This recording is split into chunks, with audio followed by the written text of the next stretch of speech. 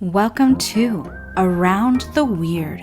Here's your host, the museum curator of the strange and unusual, Mr. Nothing.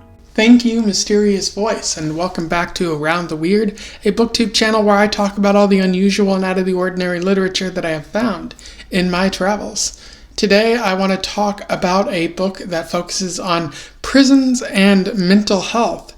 I am referring to Waiting for an Echo by Christine Montross, and this was published in 2020. For those who don't know, Christine Montross is a doctor of psychiatry.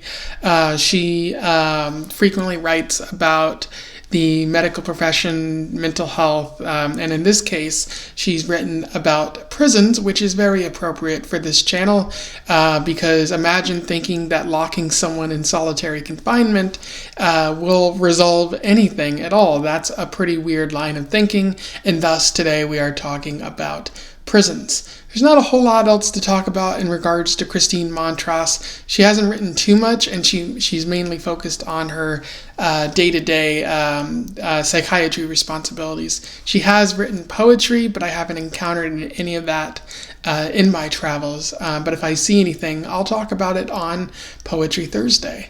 This specific book comes from the book club that I'm in. It is a Bevan recommendation, although I think this specific book was picked out by our other book club member, Kim, who we usually just talk over or something like that.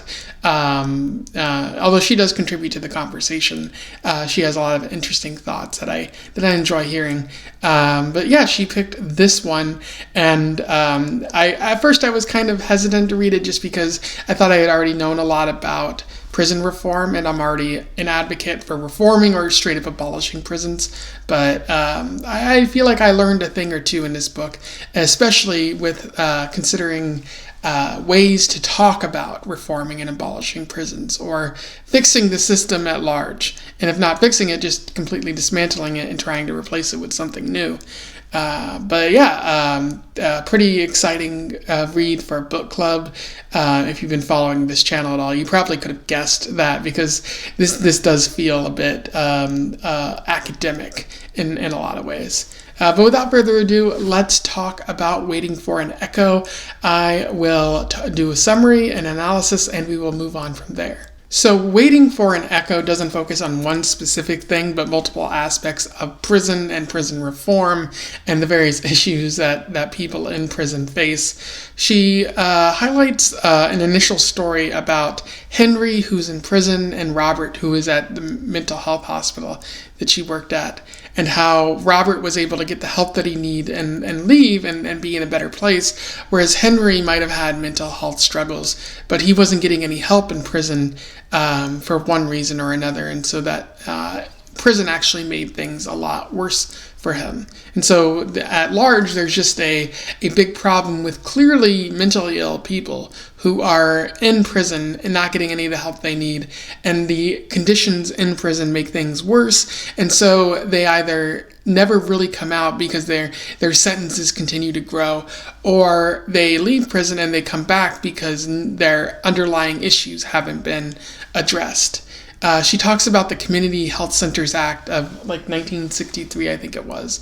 It was passed under Lyndon Johnson, with its aim being transferring control of mental health away from the asylums and institutions to the communities, which is a very noble goal, because if the community is in charge of helping its own, that strengthens the community as a whole.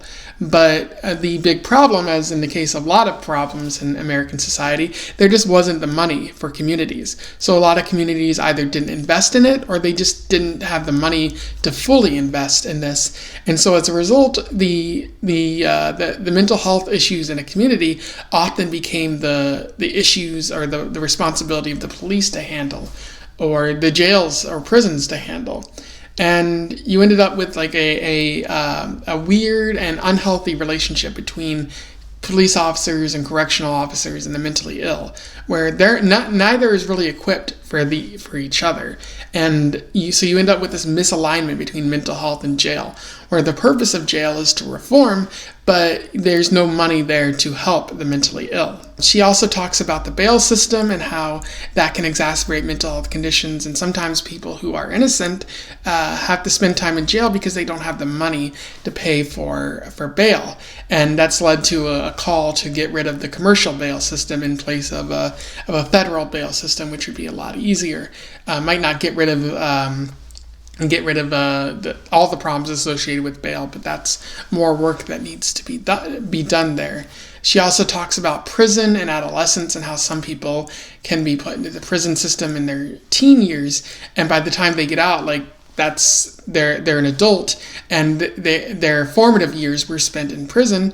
And also the fact that adolescents are continuing to grow mentally, and change. And so by putting them in prison, you're kind of stunting their mental health growth, their emotional growth, and putting them in a place that is not conducive towards growing.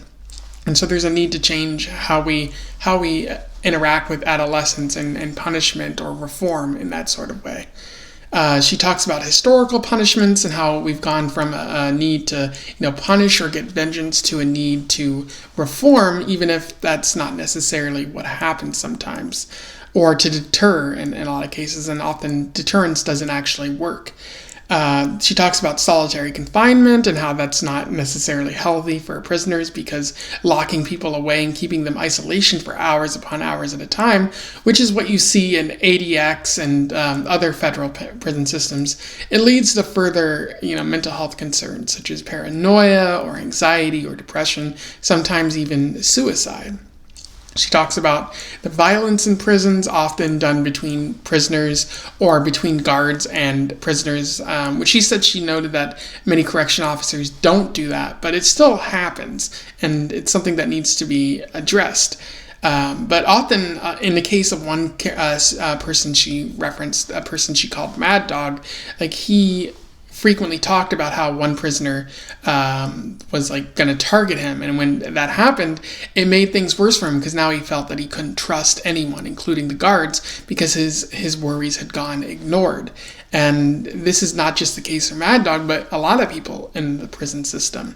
And she also goes on to talk about the need for sentencing reform and food nutrition in prisons, because often people are given a Nutriloaf, which is just a mash of different foods in the form of a loaf, and it meets nutritional requirements, but it's awful, and nobody should be eating that sort of thing. She compares our prison system with the Scandinavian system, which is far superior. The Scandinavian, Denmark, Norway countries, they noted that there was a problem in their prison system because things were getting a lot worse for prisoners. And so they saw a problem. Their solution was to reform their prison by letting people sometimes go home, by giving people better rooms, training guards to really to understand aspects of sociology and anthropology and all sorts of things like that, and really treat prisoners more than something to be scorned, something that you want to address the problem of why they came in and help fix that, so that when they leave, they might not commit that crime again. You can't completely prevent it, but you can address the underlying issues so that it becomes less likely that it will happen again. And she goes on to compare prison to the idea to the need to reassess in medicine. What are we doing now, and why isn't it working, and what do we need to do to fix that? And she talks about mitigating risk and how you can't necessarily address every risk, and sometimes you need to take risk in order to see improvements to the overall system. And that's about where the story ends there. In terms of analysis, Montross does give us a lot to think about in this story, and Waiting for an Echo. It's very interesting because she at the heart of the story, at the heart of everything, she asks the question, what is the purpose of prison? Which is a very important question. If we're going to have prisons in society, if we're going to have any institution in society, we have to ask, what is its purpose? And we have to constantly evaluate, as she says at the end of the story, why do we have prisons? Are they working? And how do we fix it? And the purpose of prison she outlines into three, I'd say, main areas. One is punishment, that the goal of prison is to punish people for the bad crimes that they created. And maybe after punishing them, that'll teach them not to do it again. Like there has to be some sort of restitution for those who were wronged against. If someone was murdered, we have to provide a punishment in order to make the family of those who died feel better. If someone was stolen, we have to provide restitution in the form of a prison sentence in order to accommodate that person who had something stolen from them. But the issue with prison, as Montross points out, as many people have pointed out, is that the punishing someone doesn't necessarily fix anything. Like, it doesn't guarantee that crime is not going to happen again. In fact, if you punish someone, like in psychology, the idea is if you punish someone, that might lead to more of that behavior in the future. And we also have to think about how if we punish someone, that the punishment isn't going to make them better, or like it's gonna feel fair in a lot of ways. And a lot of the times, like if you put someone in prison for 10 years, for 20 years, for 30 years, is that fair in a lot of ways, or is that bordering on some sort of torture? Where if you put someone in prison for life, is that a fair punishment for whatever crime they may have committed? And this is a lot of the time tied up in the legal system, where we have 3 strikes policies or various laws designed to met harsh punishments on those who sell drugs or something like that. And in a lot of cases, the punishment does not match the crime, as some people are just in the wrong place at the wrong time. Like, should a person who stole food to feed their family be punished in the same way as a person who murdered someone? And oftentimes those crimes are not the same, but the punishments, they don't make a lot of sense in that way. So if the purpose of prison is punishment, we have to think of the long-term consequences and how that maybe that's not a good enough reason to make the prisons the way they are. Another part of the time, we say that prison is meant to reform, to make people into better persons, so that when they leave, society is richer, or that they are richer and will be less likely to commit the crime. That's the purpose of the Scandinavian system, as Christine Montross points out in this book. And for a large part, that works. The Scandinavian prisoners are reformed, and they commit crime at a lower percentage as compared to other countries that don't have their type of system. So if that's the case for Scandinavia, what's going on in the United States? Is reform actually happening? And I think the answer is no, because you still have high rates of recidivism for those who commit crimes. And you have to ask yourself, why is that happening? And the answer, I think, as Montross points out, is that maybe we're not actually reforming, that our prisons aren't built to reform people. They're built to punish, again. And so if we're, the proper way to reform someone is to give them, books to read and educational skills, and move them to a place where they may have the resources and a safety net that may prevent them from committing that crime in the future. Because a lot of crimes are crimes of necessity. You steal in order to have something to eat, or to have the resources you need to thrive in life. And so if are prisons actually doing that? And the answer is maybe not, because again, we think of prisons as a place of punishment, so we don't have the books they need, we don't have the educational resources that they need. Some prisons do have that, but that's not the case for all of them. Federal prisons, 23 hours a day people are locked down, and so there's no opportunity for reform in that system. And so we proclaim that prison is meant to reform. We have to look at prisons and say that's not how they're built, that they're fundamentally failing in that regard. And then the other answer that people give, that Montross points out, is prison might be a form of deterrence, that we view prison as a way of telling other people that if you commit crimes like this, you will be in this hellhole for 5-10 years, which is very interesting. And it's we wouldn't want you wouldn't want to be there, and so I wouldn't want to be there, so I'm not going to commit a crime. But are people actually thinking that? And we have found, over the years that, not Montross has pointed out, and other researchers have found that we're not actually deterring crime. That crime still happens even if we up punishment, up the sentencing, up everything about prison. Like, it doesn't necessarily skedaddle people away from doing crimes. And so we also have to consider, like, who deterrence is aimed at. Is deterrence aimed at the people who might do the crimes, or is it aimed at us? Because Montross has a very interesting quote here. The design must then have a societal purpose. It must be intended for those of us who will never walk down the corridors, but who know that the men we've banished here will. The structure is designed to execute our desire that these men should feel daunted, should fear, should suffer. And so what she's getting at there is that there's a theater of deterrence, that it's designed to reassure society that don't worry about the people who commit crimes. They're going to this bad place where they will feel terrible about their crimes, and maybe they'll repent. Although repentance is not necessary, according to this theater right here. It's merely like an idea that punishment is going to happen.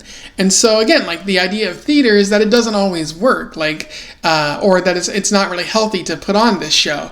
Like, we want something that actually deters, not something that gives the illusion that it deters, although that would make society feel better if they were reassured like that. But again, like, if this theater of deterrence ends up making people feel worse, it results in mental health effects such as depression, anxiety, paranoia, schizophrenia. It exacerbates those conditions, and sometimes it makes people kill themselves. Suicide rates are pretty high among those who are in prison or have left prison. So we have to wonder, is there something better? And Montross does point out that there is something better. The Scandinavian system, or even just shooting for any kind of prison reform, is absolutely necessary at this point. And another aspect of the story that Montross gets at is the unintended consequences of what we do in the prison system. We intend solitary confinement to be a way to separate the worst criminals from everyone else, but it ends up being turned into a torture system. And even those who don't intend to, be bad in prison or something like that, like, you can accidentally be put in solitary because what you do is an infraction for an invisible system of rules that were put into place that you're not quite sure about. And so even if you're not trying to be bad, like, just your behavior could accidentally be a cause to send you to solitary confinement. And this, again, high rates of recidivism because we intend for prison to be a punishment or deterrence or a means of reform, but we don't provide prisons with the resources they need for that to happen. There's the idea that prison is the only answer. Like, what happens to the people who have mental health issues who are disrupting society? Well, obviously that must be prison. What happens to the people who steal as a means of feeding their family or getting the resources they need to succeed in life? Well, they must go to prison. And so if prison is every single answer that we have, then we're putting the wrong kind of people in prison. Like, it can't be the answer for everything, because then the answer is locking people away forever. And that might be what conservatives want, but it's certainly not what should happen. And we have, I think Montross is getting at that we have to think about other ways to address societal ills rather than simply locking people away for 5, 10, 50, how many years like it may take for them to have repented for their crime. But one thing I really like about this is how Montross points out ways to improve and reform the system. It's not enough to simply point out the problem. We have to figure out solutions as means of fixing it. And so there's ways to fix it at each stage in the process, like in the justice system, in prison itself, and then after people get out. Like in the justice system, we can readdress sentencing and the assessment of who needs to go to prison. The Scandinavian system has like a risk assessment, a needs assessment for like what what caused a person to come to prison in the first place. And then after they go to prison and come out, like surely they have the skills they need to thrive afterwards. So we need something like that assesses why a person is having so much trouble with the justice system in the first place, because nobody commits crime in a vacuum. And then while in prison, there's ways to reform it, such as better training for correctional officers, which is what the Scandinavian system has, where it's not just about focusing on the crime, it's about focusing on the person and how you can help them be better. And so rather than making correctional officers and prisoners fight one another or come at odds against one another, where it's actually a system where they both want to, the correction officers want to see the prisoners get better, and that's the ultimate goal there. And then you can abolish solitary confinement as well, because studies have shown that it doesn't help anyone. It makes everything worse. And isolation is not a functional way to get someone to stop doing a bad behavior. If anything, it's going to make them do even worse behavior down the road. And then once people get out of prison, like the idea is to provide them with job opportunities or the resources that they need. Again, a fixed safety net can resolve that. And so once you address all of these, you can functionally improve and reform the system. And so maybe for people who don't want to completely abolish the system, abolish prisons, which I think is more along the lines of solution, you can fix all of these elements and make prison a better place. Make prison designed to reform and rehabilitate rather than simply punish or to fictionally deter someone from committing that crime in the future. Ultimately, I think that Montross has a lot of good ideas, and it feels very relevant to today, especially with conservatives calling for more prison or being hard on crime, especially during the pandemic, where we've seen that the prison system is actually making things a lot worse for COVID-19, where a lot of prisoners are getting sick and their health issues aren't being addressed, and some are in lockdown 24 hours now. There's no time to go outside because the prisons don't want to risk spreading the virus, and the prisons have been understaffed because correction officers are homesick. And so again, if you address these problems and also try to address COVID-19, you can make prisons a better place. But there's also just a desire to be tough on crime, as conservatives like to say. And being tough on crime doesn't necessarily address societal ills. I feel like if you put people in prison, that's ultimately going to be addressing a symptom, not the larger problems that exist. People steal to feed their family. People steal because they're being oppressed by the larger society. And sure, conservatives don't mind putting people in prison because it takes away their right to vote, and it takes away a lot of their rights, and maybe some conservatives believe that certain people do belong in prison, as we've seen with Donald Trump and other recent conservatives who are rising. But we can't allow that to happen.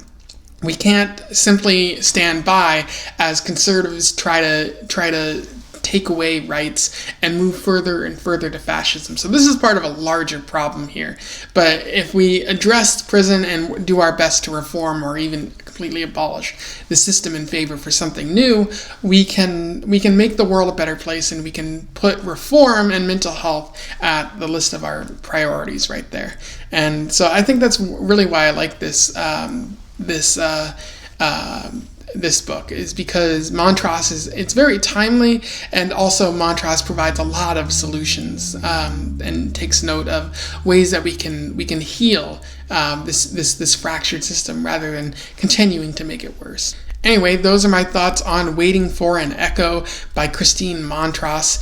I really enjoyed reading this. I definitely recommend it to you out there. I will say it's probably one of the better books that I read for this month, and possibly even this year, which is what I say about most of the books that I read for this book club that I'm in. If you read it before, or you simply want to comment on something that I said here, do so below. Let's have a discussion about this book.